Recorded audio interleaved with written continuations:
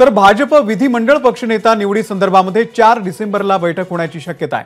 4 डिसेंबरला सकाळी 11 वाजता भाजप विधिमंडळ पक्षनेता निवडी संदर्भात ही महत्त्वाची बैठक आहे। विश्वसनीय सूत्रांनी एबीपी माझाला या संदर्भातली माहिती दिलेली आहे। या बैठकीनंतर राज्यपालांकडे सत्ता स्थापनेसाठी दावा सुद्धा केला जाणार असल्याचं कळतंय। आणि या संदर्भातले अपडेट देण्यासाठी आपले प्रतिनिधी अजय माने सध्या आपल्या सोबत आहेत। अजय, 5 डिसेंबरला फक्त मुख्यमंत्री आणि 2 उपमुख्यमंत्री हेच शपथविधी घेतील असं कळतंय आणि महत्त्वाची बैठक 4 तारखेला होणार आहे भाजपची। त्या संदर्भात काय अपडेट?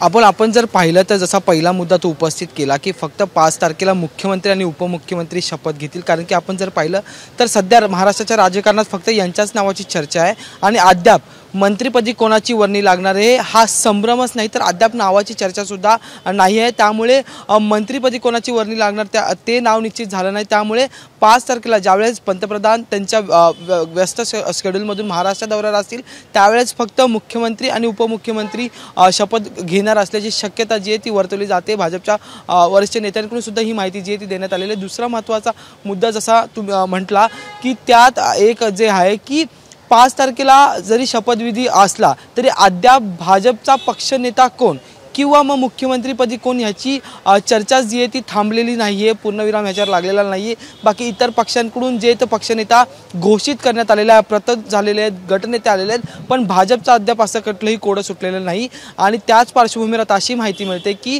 आज दुपारपासून आणि उद्यापर्यंत जे ते सर्व आमदारांना जे ते निमंत्रण जे ते पाठवली जातील आणि 4 तारखेलाच खरं तर निरीक्षक येणार आहेत दिल्लीतून, केंद्रातून भाजपचे ते निरीक्षण करतील आणि त्याच्यानंतर 4 तारखेला सकाळच्या सुमारास जी आहे ती ही बैठक पार पडेल अशी सुद्धा माहिती जी आहे त्या सूत्रांनी दिलेली। आणि मग पहिल्या सत्रात म्हणजे 4 तारखेच्या संपूर्ण दिवसात पहिल्या सत्रात जी आहे ती ही बैठक पार पडेल।